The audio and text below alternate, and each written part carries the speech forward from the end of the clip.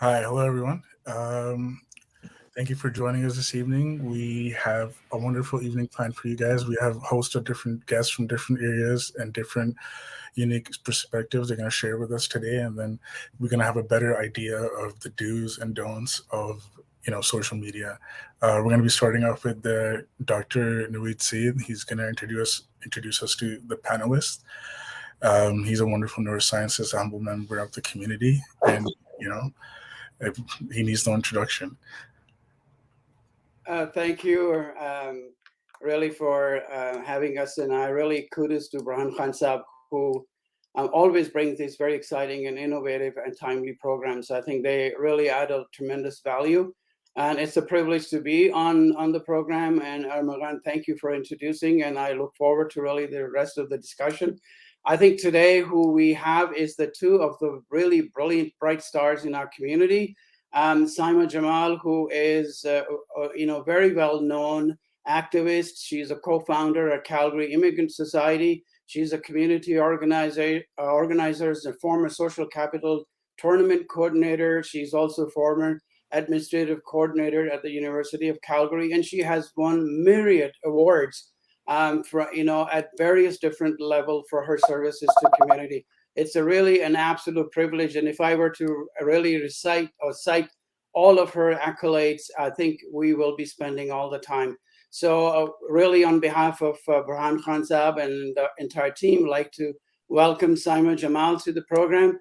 And she is one of our favorite, really, member of the community whose services are really selfless. She's outspoken, she's bright, she's brave, and so she will really tell us what lessons she learned along the path for social media, and because she is a social media activist as well. I'm also privileged to have Humaira Falak with us. She is also program coordinator and lead for change at Action Dignity.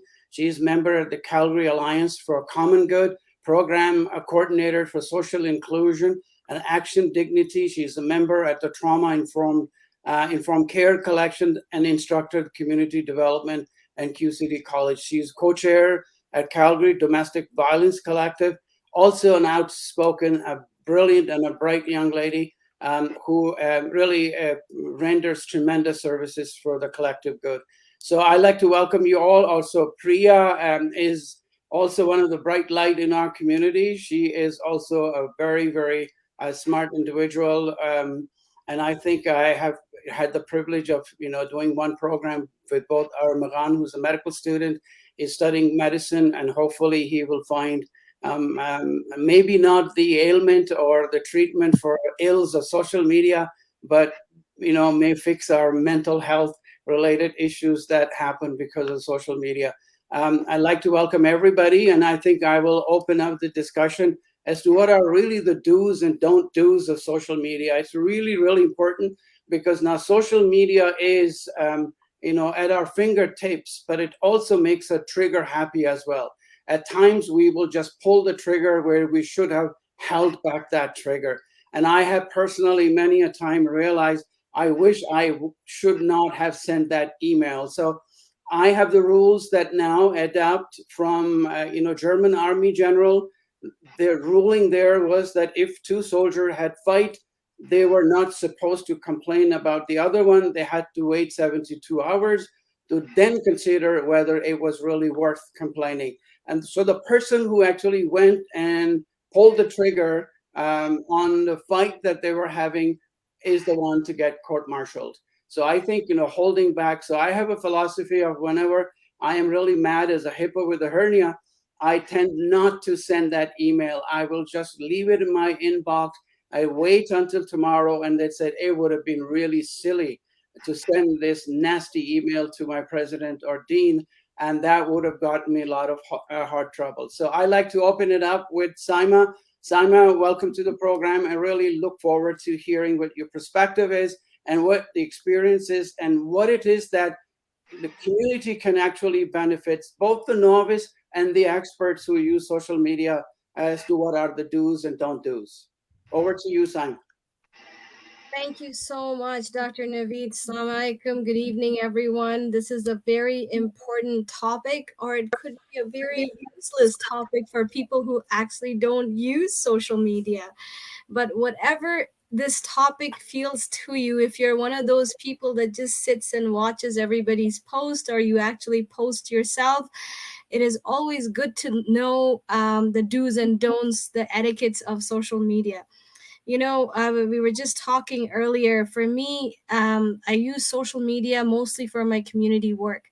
75% of my posts would usually be for some social cause that I am trying to educate the public about, or talking about trying to help somebody that is in need, where this person has gone to different agencies, different organizations, and wasn't able to find the help. So they come to you as a last resort, and then you connect them to the community. So maybe the community can step up where a lot of us couldn't and help this person. So I keep that intention always forefront when I post it. So it is with that intention. If you have that the clear intention of actually helping someone genuinely, then whatever you do, you will know that you're doing it for the right cause. So that's something that I personally do. Also, the other part is I talk about things that I treasure in life. If I want to give a shout out to a business that I know that this person really deserves an accolade, a shout out. This is a refugee led business because I help a lot of refugees in the city, or newcomers or immigrants, and, if they're doing a really good job, they've come out of a lot of hardship and they're finally able to do something amazing. I try to feature that. I try to feature also things that I just, are funny. Sometimes we need a laughter. We need to just find the humor in things that are happening. So I post some funny stuff, and at the end, we're part of not just society and community, we're part of a family too. So my family is important, my son is important, my mom is important. Me connecting with that is important. And even if you see me posting pictures of my family, I do that with the intention that, what, guys, family is important too. And make sure that you always keep that in the forefront of whatever you do, no matter how much you achieve in business, in community work, in wherever, in your work life, in everything. You remember, the thing that is going to be your biggest strength is your family. So always keep that in the forefront as well. And people, I've seen that people like it when you see that your family life, you've got a good family support. Then people will see that, what, this person has good roots. So it is important to at least establish, like, what should I say, a trust in the community. So that's important too. Some things that I try sometimes to do in social media is being authentic. I have to be myself. I can't just be somebody just to impress somebody else. So being authentic sometimes means to talk about the things that you think is right, and others might not see it as, like, what they'll agree with. But at least this is your platform.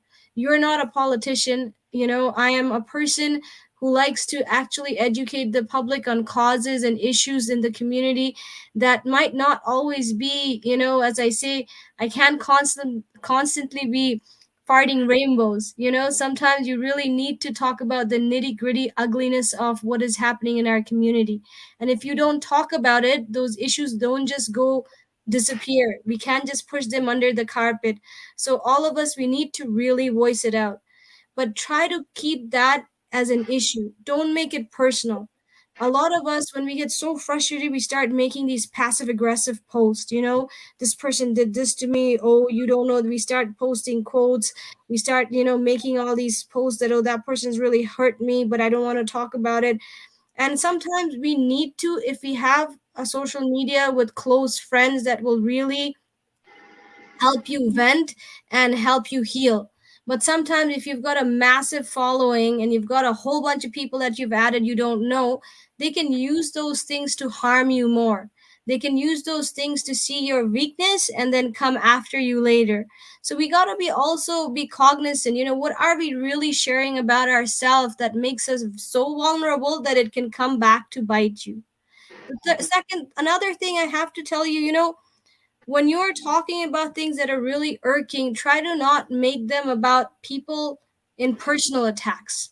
That is really bad, because that's like the lowest form of, until or unless you're engaged in politics, you're engaged in somebody doing something that is having a huge harm. Until unless you do that, don't go into those things. So that's something important. Another thing in social media is you'll see that, and this happens a lot in our community, they will send you, they'll tell you that, Saima, can you please post this for me? They'll use your influence as a social media person to just ask you as free advertisement. And I tell them, it took me years to build my social media, and I'm doing it because I believe in a few causes that I want to promote. Don't use me just to, try and get free advertisement.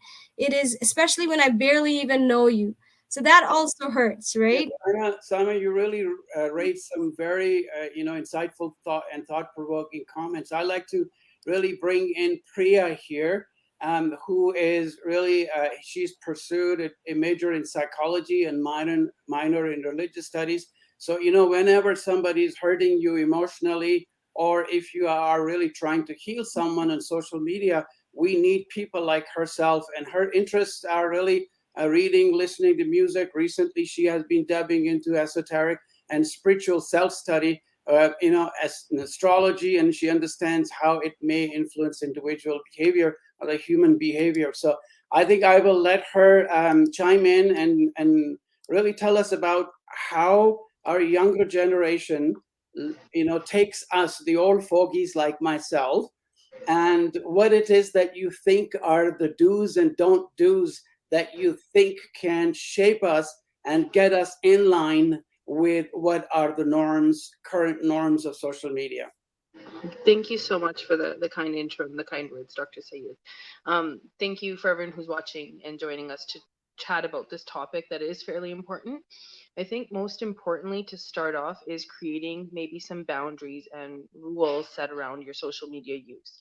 Some people will use it for personal use, and that's absolutely fine. Others who will use it for more of a work front and market themselves on it. There's a number of individuals in our community who are real estate agents. Right now, we're in a hot market of realty, so they're using it to market and promote themselves, and it's wonderful because at the end of the day, we can use this to our likelihood, to our advantage, whether it be personal or work.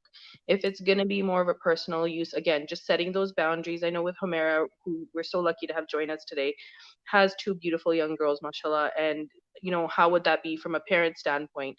Outlining what are these boundaries going to look like for her children and their use on social media.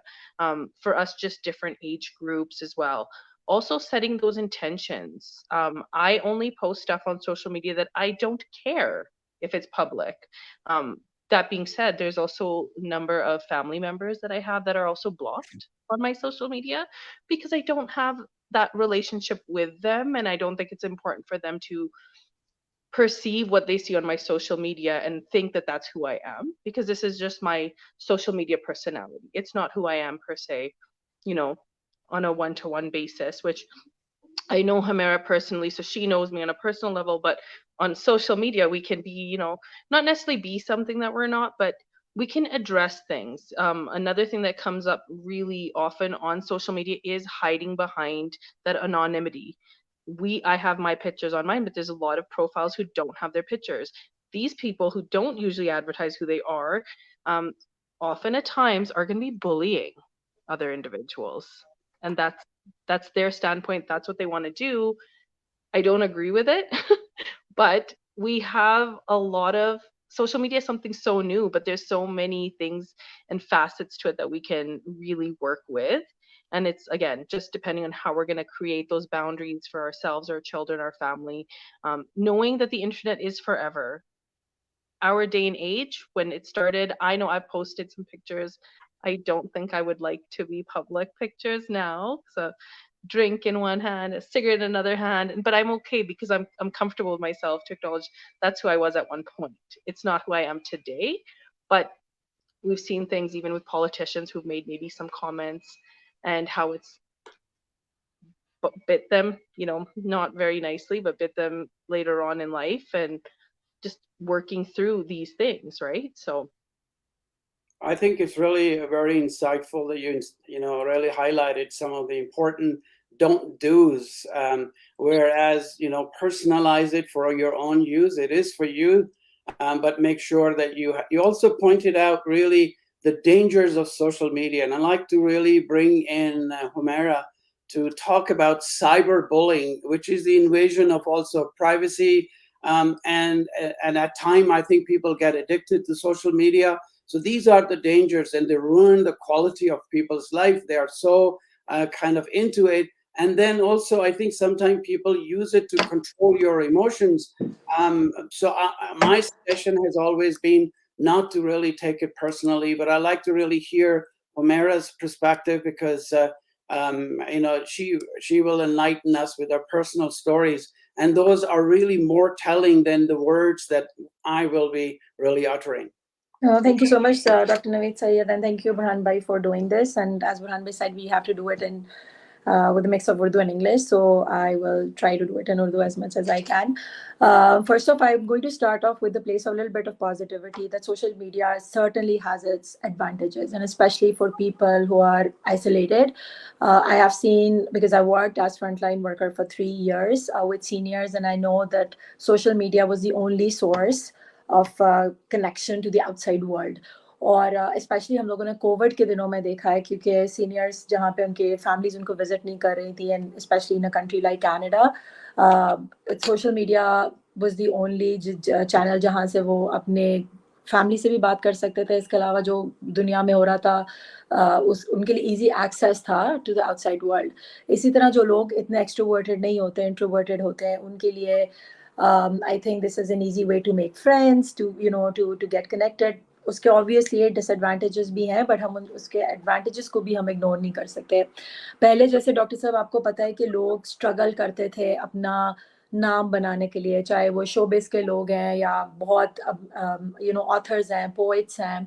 अगर हम वो aspect भी देखें तो social media ने उनको भी एक स्पेस प्रोवाइड किया है जहाँ से उनका टैलेंट डायरेक्टली लोगों तक पहुँचाए, बजाय के वो प्रोड्यूसर से होके, डायरेक्टर से होके, या जो भी पब्लिशर से होके जैसे पहले उनको जाना पड़ता था. That made it easy for them as well. तो इसके बहुत से फ़ायदे हैं. अगैन जैसे आप पूरी दुनिया को ट्रैवलिंग के एस्पेक्ट से आप देख लें. मैं यहाँ पे बैठे देख सकती हूँ पाकिस्तान में क्या हो रहा है, यूरोप में क्या है. मुझे कोई कंट्री देखने का शौक है, if I can't afford it, I can totally go Google it, see it. So कभी कभी सेंसरी ओवरलोड भी हो जाता है, because it's lot of information at the same time. Now going back to your question, cyber bullying जो है unfortunately जो है ये या ट्रोल्स जो हैं, ये आजकल की सोशल मीडिया दुनिया का सबसे बड़ा सच है. और ये बहुत ज़्यादा है, स्पेशली फॉर पीपल जो थोड़ी बहुत भी पब्लिक लाइफ जी रहे हैं, उनके लिए it's very difficult. And specially for ख़ास तौर पे उस सोसाइटी के लिए जहाँ पे लोगों के पास इतनी क्या लें कि नो हाउ नहीं है और एक एक्सपोजर नहीं हो बहुत ज़्यादा. तो अगर कोई भी चीज़ उनके पर्सपेक्टिव से हट के कही जाए, या कोई भी बात ऐसी की जाए जो उनके नज़रिए से डिफरेंट हो, उसको वो इतनी इजीली या रेडिली एक्सेप्ट नहीं करते. तो हमेशा उसका कोई ना कोई रिएक्शन आता है, and sometimes that reaction could be very violent. तो I have gone through that personally. One of my interviews 2-3 साल पहले social media पे, Facebook पे जब गया था, it was about an incident that happened in Pakistan, and it was very very cruel incident, and I was asked to talk about it. And just like any other humanitarian या social activist, I totally condemned it. But I started getting a lot of threats. I was harassed. Lekin the thing is that people who were doing that, none of them disclosed their identity. Most of them were doing it as anonymous people, or when I visited their profile, it was fake. लेकिन वो इतना ज़्यादा level का हो गया था, और मैं तो वो लैंग्वेज भी नहीं कभी यहाँ पे इस्तेमाल कर सकती जो मेरे लिए इस्तेमाल की गई थी. I had to report it to the police, but police, because first thing that I was told के when you are on social media, obviously they can't control who comes and trolls you, or when you are especially living a public life, then these things happen. And also because they could not identify the people, so there was nothing that I could do more to that, right? I could not press any charges and stuff like that. So वो situation जो थी ना, वो मेरे लिए बहुत ज़्यादा stressful थी उस time पे, and I learned a lot from that. One thing I did learn from that experience was that I did not react to it, because ये चीज़ जैसे आप शुरू में कह रहे थे कि we need to choose our battles very wisely. And social media is not where we should fight or we should show reaction, because it's totally इसका कोई फायदा नहीं है, it's worthless. So that's why I did not react. I was quiet throughout, and obviously it died down. But abhi bhi mujhe sometimes when I think about it, it was scary looking back, and especially when I have kids. And I have had instances where people have stalked me, people have stalked my kids as well. Or just Priya keh rahi thi, I am more conscious of that now. I'm very careful now when I share my kids' pictures, because I know people have called me telling me that I saw your kids walking on that street, and it was scary for me. So yeah, but this is happening, and cyberbullying is something that's real. Unfortunately, इसका कितना control है वो भी अभी, we see that it's trolls are everywhere. So yeah. Dr. Sibab, आप muted है.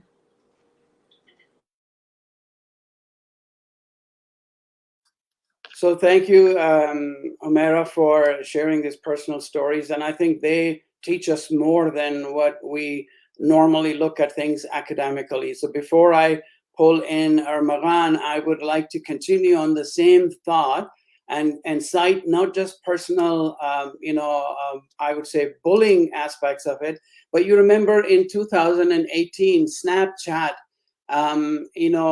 they ran an ad game which was called Would You Rather? And then there was a question mark in front of it. And one of the question was that if users would rather slap Rihanna or punch Chris Brown, and it was just a question asking people what would they really like to do. Rather was added to it, and the result was the worldwide outrage and almost 800 million loss for Snapchat. So because what it did was that it promoted domestic violence, because people have not done their research before posting it. So I think you have to be really very careful under those circumstances, that you could really get in a lot of hot waters if you have not done your homework. And so I think it's really important that you are updated with current trends as we are going. And this is one of the reasons we have two trendy youth among us. Also, I remember in 2016, Wendy's posted a meme of Pepe the frog dressed up in their mascot. And what they did not know, that this cute little cartoon frog had recently become an image of racism and white supremacy. So I think, one would need to be extremely cognizant as to what one posts. And so I will pull in Arghman to get his perspective, and since he also can bring the US perspective, and he has lived in another country where nobody really cares about social media. You're muted, sir. Thank you, Doctor. I would love to. Those are very insightful stories by all these lovely people. Thank you to Humaira, Saima, Priya, and Dr. Syed for giving us a unique insight on these things, and sharing our very personal stories about social media and the negative impacts it can have. Me personally, I think social media is a tool, just like a hammer, a drill, a car, a TV, internet. You can use it for good and you can use it for bad. It's with every human invention, you're going to have negative impacts because people generally are, participating in it. And with mass population, you can have all the negativity come back to you. You could easily be like Tyler Clementi, who got his secret shown on Twitter and ended up committing suicide. And it's a tragic story, and it's very sad. And it shows us the negative sides of social media. Or you can use it as a very positive tool, like Saima has. And there's a young lady by Eva Armani who started selling stuff on social media at the age of 16 and was able to save enough money for college. She went to NYU, a very expensive college, just by using social media as a positive tool. In the end, what I believe is just like how we can use healthcare or a car as a tool for good or bad. if we human beings have proper, uh, like we discussed before, the technical issues, we have proper etiquettes, proper understanding, proper education, um, we can use it for better things, and we can utilize this tool, and we can have preventative measures when things go awry. So I think that's like the key thing about, when before the technical issues, Dr. Syed mentioned really nicely about the etiquettes of social media, and um, doing things for the betterment, making sure you post things that benefit each other. Make sure you don't post too often, post when you have to. And Saima and Humaira, they expanded on it with their own experiences. So I guess that's where we have to be with social media at this point, because it's blown up. Everybody has it. So we have to find out preventative measures instead of, um, negative impacts of social media, because there are going to be negative impacts with everything. We have to find out things that could help us prevent those or minimize the damage as much as possible. I think fantastic. So, the first part of this session, I would like to really summarize what everybody has contributed and said. And that is that, in your social media, as Saima pointed out, that be relatable. Just because we can doesn't mean that we should post there, and then be consistent and make sure that your contents are good. They add value. People look forward to your posts. And also, I think when you get, sometimes we kind of look for rewards, how many people really like my post, and then we are, fluff our kind of feathers and, blow ourselves up like a rooster. And so it's really important that, many people are silent observers. They will read, but they will not comment and post. So focus where, it counts and add value, and how it really aligns with your own personal value. Be authentic and original. And so know your audience is really very important, and have something worth sharing, not just, share everything. And be entertaining and, and also informative. So make sure your contents are educational, that teach people. Be unique and engaging, and engage people into conversation, not just post for yourself and listen to your own voice. Be visually appealing. I think it's really important that also need to be generous and give people credit where you have taken the contents. And also, I think, create a group of like-minded people where you can foster those thoughts and have them nurture to lead them something constructive. Be friendly, but not unprofessional, and be outspoken, but not insensitive. I think it's really important that we are sensitive to how other people's might feel like. Be personal, but not too casual. And finally, I would say that, at any cost, avoid offensive content. So I think we have dealt with what are really the do's. And Saima, if I could indulge you in terms of really speaking about what are the don't do's, and maybe if you could cite some examples where you thought that, I wish I could take it back. Saima, over to you. You're muted, Saima. Sorry. Okay. Am I still muted? No, you're okay. Okay. So one of the things that I always tell people, don't make your social media an unsafe place for your friends. Keep it a safe place. If you see people are coming and making racist remarks, they're making discriminatory remarks about somebody's religion, somebody's looks, they're making homophobic, transphobic remarks, don't let that happen in your page. Keep it a safe space where everybody can have a respectful discussion. Yes, you can disagree on things. You can really come and show them that this is why I disagree with you on that. But the moment you start discriminating people based on their identities, you got to try and make sure that you call those people out, and if they don't stop, just block them. This is not a place for people to just come and say the most vile and disgusting things about other people's identities. So that's important, to be safe. Number two things is, don't keep on just posting selfies about yourself. I know, like, sometimes when you get all those likes in social media, it's like, I'm loved. I am, people think about me. They're caring about me. But you know what? It just gets tired after one point. I mean, people aren't getting anything from there. Instead of just posting selfies and pictures of yourself, post an article that you really found interesting. If you found it interesting, I'm sure somebody else will find it interesting. And that'll create some discussion and that'll create some traffic in your social media. So then maybe people will think that, okay, you're not just all about just pictures, you're also about ideas.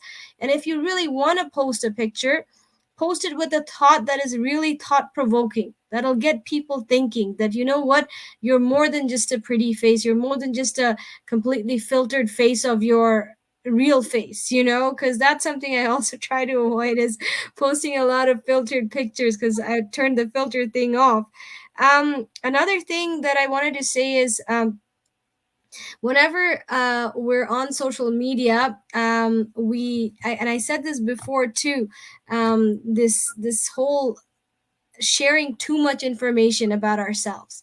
Like we're having a fight with our family members, we're having something that is not happening right at home, and then you get so upset that you have nobody else to talk to. You bring it all out on social media. Okay, try not to do that. People take advantage of your vulnerability. There's some people, 4 people might be posting that, oh, don't worry, it's all gonna be good, I'm praying for you and all of that stuff. But then there's going to be a whole bunch of people that are just taking your personal information, and they're going to come back and use that against you. But if you frame it in such a way that you are talking about an issue that a lot of people might be having. For example, sometimes we are going through a divorce and a lot of other people are going through a divorce, or we're having an issue with our teenager and a lot of other people are having an issue with that teenager. Frame it in such a way that it becomes more of a community discussion, not something just personal about you. And that way you can help people to even think that, if she's having this issue, or if this is an issue in the community, how did I solve this? Can I give her some advice, or can I share my experience in this post so that other people can learn about it too? So if you just remember these things, then these are some of the don'ts. So I'll leave the rest up to you guys to add. Yeah, so I think, before I bring in Humaira one more time, I think really some of the takeaway, they are that, don't spam and don't post in all caps. I think this sometimes irritates me. Don't use hashtags excessively. Don't ever be fake, and not filters, because oftentimes I have met people, in parties, and I just couldn't recognize them. I thought I was really meeting a very different person. It's just like, so people use filter over filter over filter, and all of a sudden we can't. So I think it's really important. And don't believe in everything that you really read. And don't project yourself that know it all. And I think we all guilty at some time points. We take a position, but I think it's really good to attribute credit to the original thought process. I also suggest that proofread. Sometimes the words can just, auto-correct will change them. I wrote one time, somatosensory, and it turned it into a tomato sensory. So all my professional colleagues said that, well, what is this? You're having. So I think, really proofreading is important, and don't be selfish. As Saima pointed out, it's not just about you. And don't buy followers. And I think when we don't have enough followers, we think people don't really, follow us, and they will. We go out of our, making mockery of the family member or close friends, or posting really silly pictures. I mean, it could be funny, but not really. Avoid offensive content, and don't be a ghost. So I think these are really the important takeaways. And I like to really have, Humaira to come and chime in, because we are kind of reaching the. Yeah, no, thank you so much, Naweed Bhai, and I'll be very short. I just wanted to say that it's very difficult to kind of control what people should post and what they should not, because as I said earlier, that people use social media for different reasons, right? Somebody's using as a social for social for social purposes, to make friends, somebody is using to learn things, so everybody has different reasons. And sometimes people need validation. Going back to what you said, that how they post selfies, there could be some childhood traumas as well, that people, use social media to process those through these platforms. So we do not know the reason. So for me, I would say I would not go down that route. I would not tell people what they should do in their personal life, because that's their personal space. So they have all the right to put their thoughts out. They have all the rights to write whatever they want to write, whatever they want to post, as long as it's not harming me or the people around, or as long as it's not hurting those who are around you. If you are tagging somebody without their permission, I would not like that. If you are tagging my picture, if you're taking my picture, my video without my permission, I wouldn't like that. If you are sending some fake information or trying to make somebody, like trying to defame someone, that's something that for me, that's you should not be doing on social media. But I would again reiterate that, as long as, because for me, social media is a happy place. I would personally, I'm a very extroverted person, but I would never share anything bad about my life. I would never share my weaknesses, my vulnerabilities. Even when I'm going through a bad time, I would not like to share it on the social media. I usually share happy things about my life. And it's not that I don't go through bad stuff, but because for me, social media is very personal and a happy place. So I totally see when people try to put their selfies with filters on. I do that a lot of times as well, maybe because maybe deep down, I'm not happy with the way I look. And I could totally relate that some people don't. And that's fine, because again, it's everybody's choice, right? So we should not tell people, because we are not in a position to tell them what they should do or what they should not do. Also, I want to add one thing. Behavior changes, and Priya can maybe speak more to it. And mindset change takes time. It's not going to happen overnight. And it's like through persistence and constantly doing such programs or creating awareness, we can actually bring that change in the mindset, where people resort to cyberbullying or stuff like that, where people need to learn netiquettes, as I was saying before we started the programs, how to use social media properly and to get the best out of social media, right? But so I just want to wrap up there, that everybody has different reasons to be on the social media, and everybody has the right to be on the social media, and the way they want to use it. But if they're using social media to promote hate, to infringe upon other people's right, to do anything that's hurting others, then that's not acceptable. I totally agree. I think, for me, social media is like Disneyland as well. It's the happiest place on earth, where you could really have all different kind of characters that you come across in your life. But, at the same time, when I post something and then all of a sudden somebody, when I'm about to go to bed, says something so terrible, nasty about my post, that I am cringing, right? And I want to respond to it right away. But at the same time, I don't want to respond to it. So this dichotomy, this really push and pull, oftentimes really get people into a lot of trouble. So I would like to pull in Priya here from the psychological perspective as to, what should people really do? Because in German army, if somebody, two soldiers they fought on something and one reported, the other one who reported will get court-martialed within 72 hours. So you got to really wait. But I can't wait. I can't sleep because my adrenaline is pumping. I want to throw punches back. So how would you really suggest to listeners that what should they do to allow a cooling off period before they respond? It's a great idea to have that cooling off time. And it would definitely be helpful, I think, to prevent things from escalating.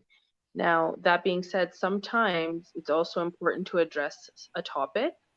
And when you leave something without addressing it, someone who's making these possible, like in your situation, the scenario you're sharing with us, in a personal experience, I attended an outdoor, a private concert. It was a women's only event.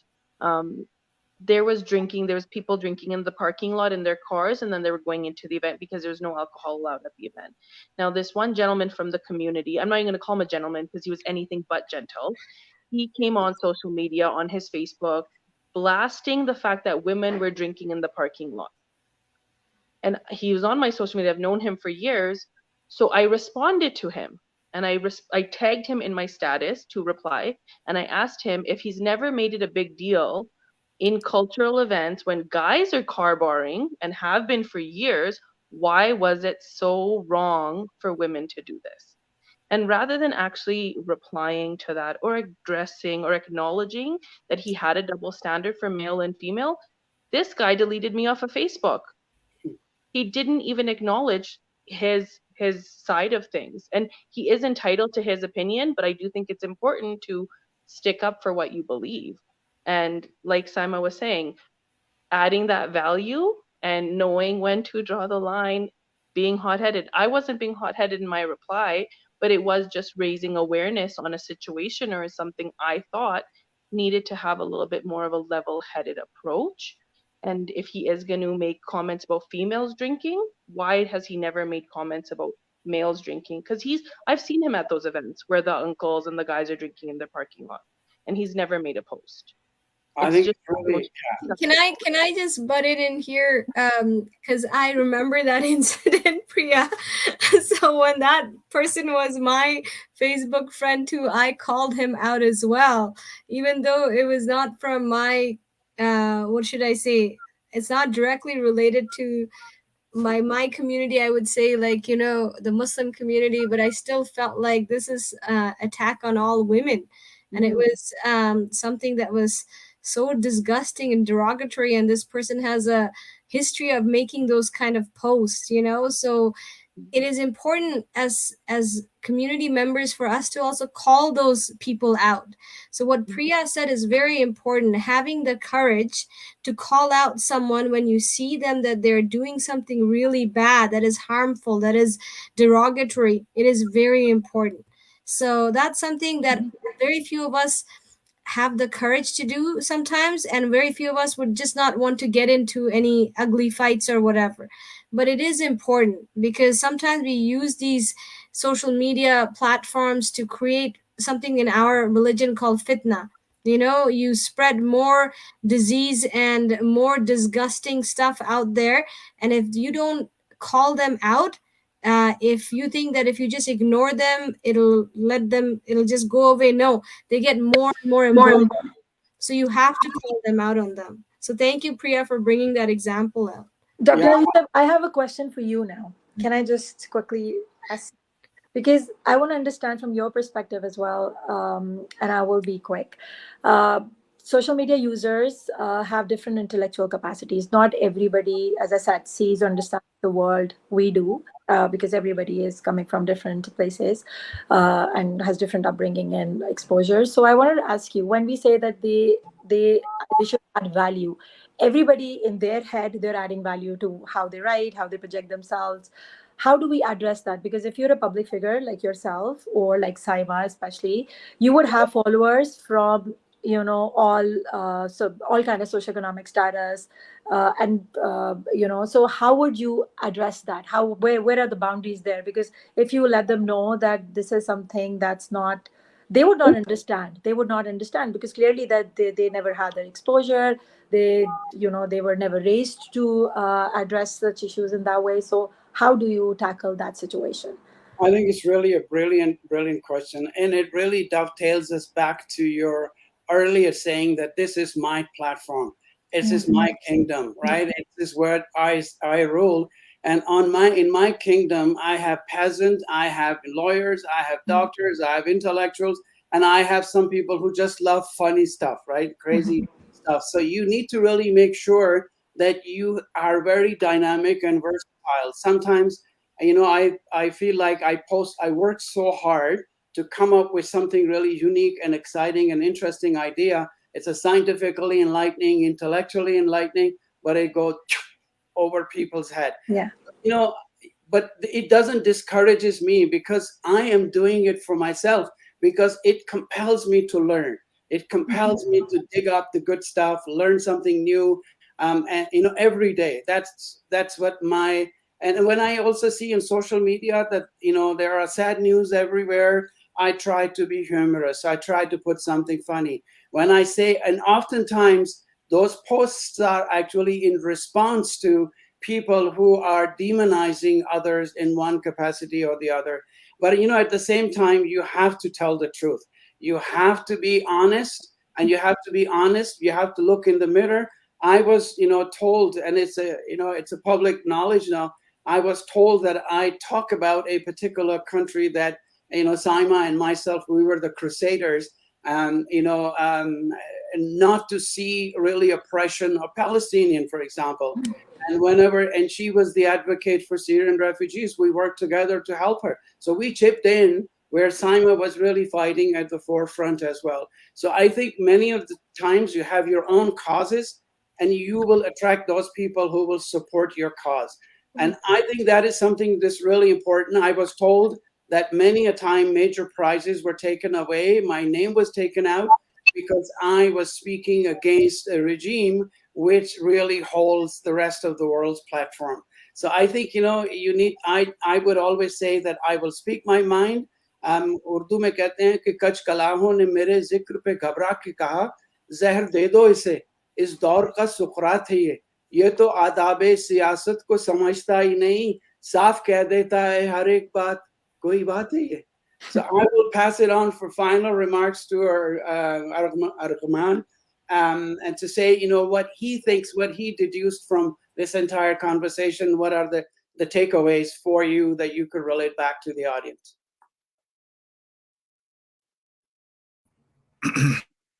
For your unique perspective and insight. It was really refreshing to see different viewpoints about this topic and subject. I guess the main key points I would like to reiterate is, as a tool, social media can be used for good and bad. And as human beings, that's what we are. I think Humaira pointed out really nicely that it's also about different people and different perspective and different intellectual capabilities. And people are not going to learn everything right away, some people think what they're doing on social media is absolutely correct. That's their dues. They have a list of dues, and they're perpetuating the misinformation like COVID vaccine has a chip in it or whatever. And to them, that's really important. And that's their dues. It's like, no matter what happens, I will post this today because I want people to be informed about this. So it goes back to that social media is a tool and everybody has their own perspective. Everybody's going to bring their own different functionalities to it, and create a different environment on social media. You can follow comedians, you can follow intellectuals, and they're all going to bring different value to your social media experience. So in the end, what I think the major takeaway would be that it's a tool that can be used for good or bad, just like anything else in the world. And us human beings have to find a way to educate or have preventative measures and be aware of these things and find a way to curate a social media experience that can be beneficial and less harmful. And yes, like Denzel Washington once said, if you don't listen to news or don't go on social media, you're uninformed. But if you go on it too much, then you're misinformed. So that's the thing. We have to figure out a way how to minimize that, or figure out a way to, I guess, balance it. Yeah, like exactly. So especially such disturbing and scary things like doxing, like what happened to Humaira and her kids. That's a very scary thing. How do you figure out a way to prevent your kids from going through that, or prevent yourself from going through that? Because people will dox for silly reasons, right? So that's one of the things that we gotta figure out to do.